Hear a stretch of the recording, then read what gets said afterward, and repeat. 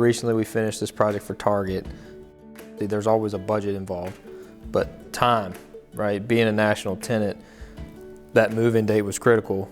They have a move-in date that can't shift. They need so long to stock the space. Their contractor needs so long to do the build-out after we're complete. If this were a traditional delivery method, I don't know that the deadline could have been met. Do you think that the delivery method of having us brought in early had anything to do with the outcome? It definitely did. I don't think we would have been there in time to get this material ordered. So we did some early releases on the steel in particular just to get it locked in, get orders placed with vendors.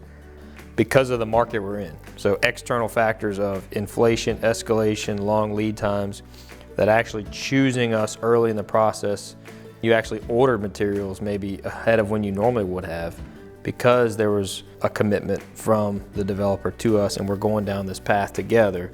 And not just for lead times, but it locked us in and protected us from any escalations that could have came up. You protected the price early in the project, then procured those materials early in the project.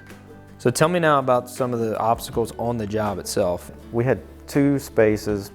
One was vacant, one a tenant was relocating. We were able to start demo on one space, had to wait on the adjacent space, and it worked out great. By the time they moved out, we had finished out the demo and the space we could get in, and then we could roll right into taking that whole second tenant space down to slab and rebuilding it up from there.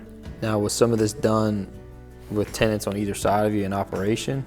Next to the space where we completely demolished, we did have an operating tenant.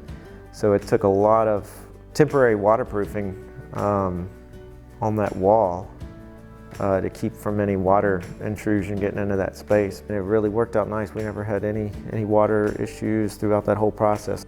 So 52,000 square feet of big box retail.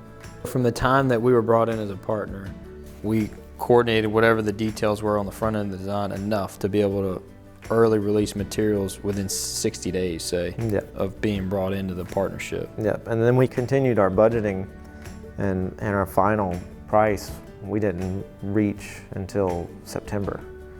So that time frame between late July, early August, that bought us another month and a half of having that material on order already. We went through multiple rounds of budgeting and cost protection. We did that in a way that was tracked and illustrated, that was transparent, where you could see, baseline budget, round 1, round 2, etc. Nowadays, because of the climate we're in, for many clients, I'm finding that the time frames that they have are not attainable unless we come up with creative ways to do that, where we can early release materials because of the unknowns or because of these, long lead items. So this is an example to me where being brought in early to the project really made a big difference to actually hit the timeline that was set way back. I can remember the next closest quote I had for this material was July.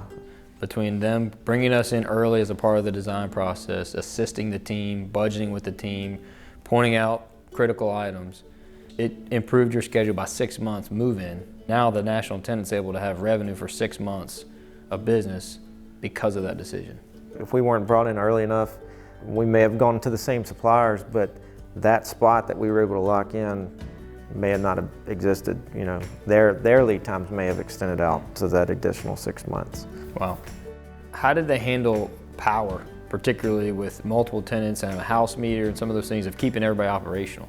The house meter, as far as power, was probably one of the bigger challenges. So the existing meter that fed lights to all of these light poles in this entire shopping center was on a wall that had to be demoed. Making sure all those lights stayed on. I mean, it's an active shopping center with spaces open till 10 o'clock, 11 o'clock at night. If that goes down, the entire parking lot's dark. Sounds like you were able to serve them in a light that got creative and made a big difference. Yeah. Well, I appreciate your time and kind of giving me the rundown of this. This is an exciting one. I know the community's been talking about it for a long time.